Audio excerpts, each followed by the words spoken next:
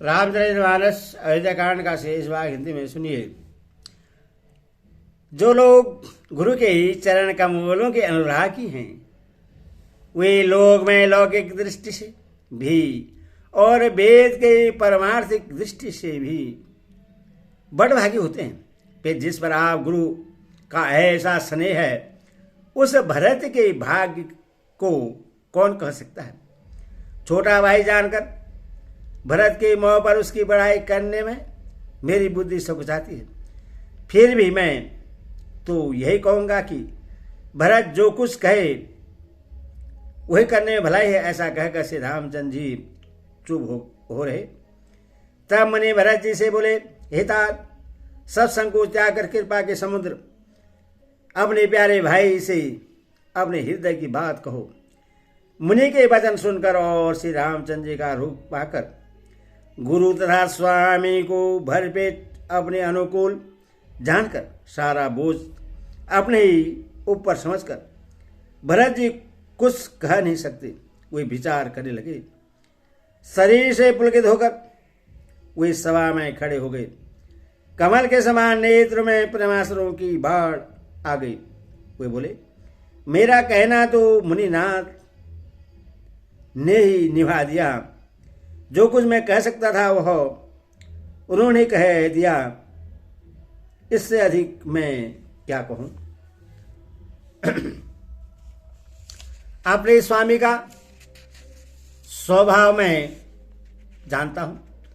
मैं अपने स्वामी का स्वभाव भी मैं जानता हूं। वे अपराधी पर भी कभी क्रोध नहीं करते। मुझ पर तो उनकी विशेष कृपा स्नेह है। मैंने खेल में भी कभी उनकी रीस अप्रसन्नता नहीं देखी। बचपन से ही मैंने उनका साथ नहीं छोड़ा और उन्होंने भी मेरे मन को कभी नहीं तोड़ा। मेरे मन के प्रतिकूल कोई काम नहीं किया। मैंने प्रभु की कृपा की रीति को हृदय में भली भांति देखा, अनुभव किया है। मेरे हारने पर भी खेल में प्रभु मुझे जीता देते रहे हैं। मैंने भी प्रेम और संकोच बस कभी सामने मुंह नहीं खोला। प्रेम के प्यासे मेरे नेत्र आज तक प्रभु के दर्शन से तृप्त नहीं हुए, परंतु विधाता मेरा दुलार न सह सका। उसने नीच माता के बहाने मेरे और स्वामी के बीच अंतर डाल दिया। यह भी कहना आज मुझे शोभा नहीं देता, क्योंकि अपनी समझ से कौन साधु और पवित्र हुआ है। जिसको दूसरे साधु और पवित्र माने वही साधु है। माता नीच है और मैं सदाचारी और साधु हूं। ऐसा हृदय में लाना ही करोड़ों दुराचारों के समान है। क्या कोदू की बाली उत्तम धान फल सकती है? क्या काली घोगी मोती उत्पन्न कर सकती है? स्वप्न में भी किसी को दोष का लेस भी नहीं है। मेरा भाग्य ही अथाह समुद्र है। मैंने अपने पापों का परिणाम समझे बिना ही माता को कटु वचन कहकर व्यर्थ ही जलाया। मैं अपने हृदय में सब ओर खोजकर हार गया। मेरी भलाई का कोई साधन नहीं सूझता। एक ही प्रकार भले ही निश्चय ही मेरा भला है। वह यह है कि गुरु महाराज सर्वसमर्थ हैं और श्री सीता राम जी मेरे स्वामी हैं। इसी से परिणाम मुझे अच्छा जान पड़ता है। साधु की सभा में गुरु जी और स्वामी के समीप इस पवित्र से स्थान में मैं सत्य भाव से कहता हूँ, यह प्रेम है, यह प्रपंच छल कपट झूठ है या सच। इससे सर्वज्ञ मुनि वशिष्ठ जी और अंतर्यामी श्री रघुनाथ जी जानते हैं। प्रेम के प्रण को निभाकर महाराज पिताजी का मरना और माता की कुबुद्धि दोनों का सारा संसार साक्षी है। माताएं व्याकुल है, वे देखी नहीं जाती। अवधपुरी के नर नारी दुस्सह ताव से जल रहे हैं। मैं ही इन सारे अनर्थों का मूल हूं। यह सुन और समझकर मैंने सब दुख सहा। रघुनाथ जी लक्ष्मण और सीता जी के साथ मुनियों का सा भेष धारण कर बिना जूते पहने पांव पायदे पैदल ही वन को चले गए। यह सुनकर शंकर जी साक्षी हैं, इस घाव से भी मैं जीता रह गया। यह सुनते ही मेरे प्राण नहीं निकल गए। फिर निषादराज का प्रेम देखकर भी इस वज्र से भी कठोर हृदय में छेद नहीं हुआ, यह फटा नहीं। अब यहां आकर सब आंखों देख लिया। यह जड़ जीव जीता रहकर सभी सहेगा, जिनको देखकर रास्ते की सौंपनी और बिच्छी भी अपने भयानक विष और तीव्र क्रोध को त्याग देती है। वही रघुनंदन लक्ष्मण और सीता जिसको शत्रु जान पड़े, उस कैकेयी के पुत्र मुझको छोड़कर देव दुख और दुख और किससे सहेगा।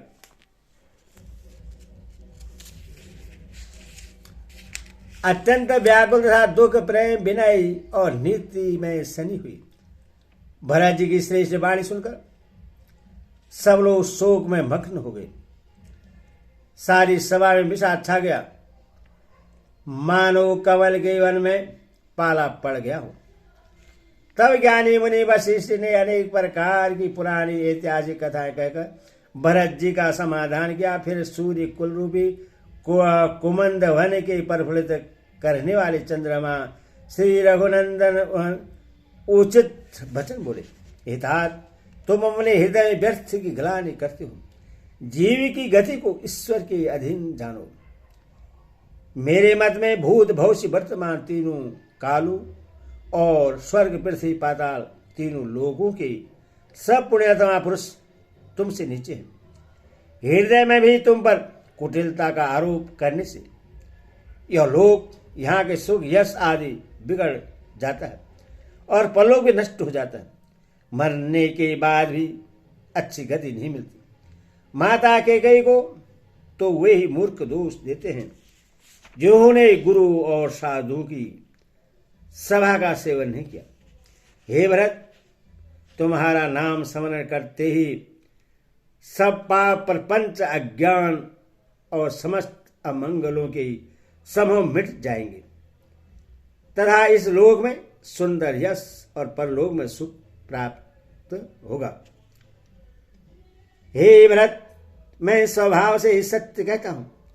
शिव जी साक्षी है और पृथ्वी तुम्हारी ही रखी रही है। हिता तुम व्यर्थ को तर्क न करो। बैर और प्रेम छिपाए नहीं छिपते। पक्षी और पशु मुनियों के पास बेधड़ चले जाते हैं, पर हिंसा करने वाले बधिकों को देखते ही भाग जाते हैं। मित्र और शत्रु को पशु पक्षी भी पहचानते हैं। फिर मनुष्य शरीर तो गुण और ज्ञान का भंडार है। हे तात, मैं तुम्हें अच्छी तरह जानता हूं। क्या करूं, जी में बड़ा असमंजस दुविधा है। राजा ने मुझे त्याग कर सत्य को रखा और प्रेम प्रण के लिए शरीर छोड़ दिया। उनके वचन को मिटते मन में सोच होता है। उससे भी बढ़कर तुम्हारा संकोच है। उस पर भी गुरु जी ने मुझे आज्ञा दी है, इसलिए अब तुम जो कुछ कहो अवश्य मैं वही करना चाहता हूं।